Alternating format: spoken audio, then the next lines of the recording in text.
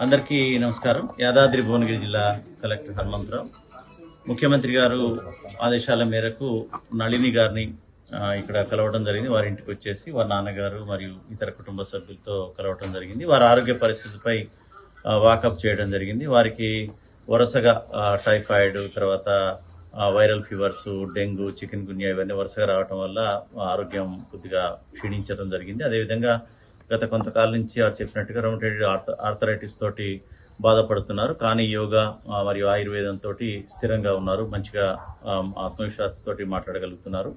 ముఖ్యమంత్రి గారి యొక్క నిర్ణయం ప్రకారం ఇక్కడికి వచ్చేసి వారి సమస్యలు, ముఖ్యంగా ఆరోగ్య పరిస్థితి బాగుండాలి. అవసరమైతే ఎక్కడైనా సరే, ఎంత ఖర్చు అయినా సరే, మనకి హైదరాబాద్లో ఉన్నటువంటి నిమ్స్లో కానీ ఇతర కార్పొరేట్ హాస్పిటల్లో కానీ వైద్యం ప్రభుత్వమే భరించి చేస్తా అని చెప్పడం జరిగింది. అదేవిధంగా గతంలో కూడా ఏదన్నా వైద్యపరంగా అయినటువంటి ఖర్చులకు కూడా ముఖ్యమంత్రి గారు నిధుల నుంచి ఇస్తా అని కూడా చెప్పని కన్వే చేయడం జరిగింది. అయితే వారు పెద్దగా ఖర్చులు కాలేదని నళిని గారు చెప్పారు. ఎందుకంటే ఆయుర్వేదం కాబట్టి, వారికి తెలిసిన మెడిసిన్, మరియు పతంజలి కాబట్టి ఖర్చులు పెద్దగా కాలేదని, అది కూడా ఇప్పుడు వారు పూర్తిగా అల్లోపతికి దూరంగా ఉన్నాము.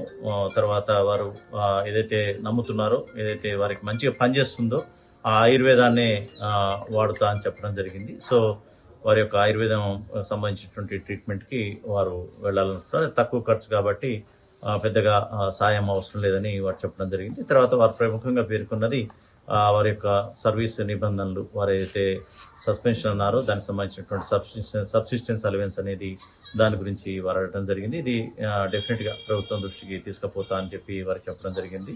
వారు చాలా విషయాలు కూడా షేర్ చేసుకున్నారు, ఉన్నటువంటి పరిస్థితులు, తర్వాత వారి యొక్క వ్యక్తిగత జీవితం ఇవన్నీ. వారి తండ్రి గారు కూడా యోగా మాస్టర్. వారు కూడా కుటుంబం అంతా కూడా యోగాని మరియు ఆయుర్వేదాన్ని నమ్ముకున్నటువంటి కుటుంబం భువనగిరిలో.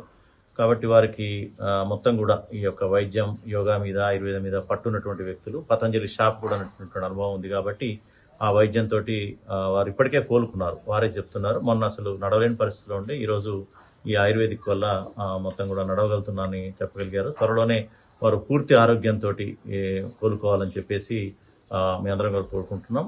ముఖ్యమంత్రి గారు కానీ ప్రభుత్వం కానీ వారికి ఏ విధమైనటువంటి సహాయం అందించాలని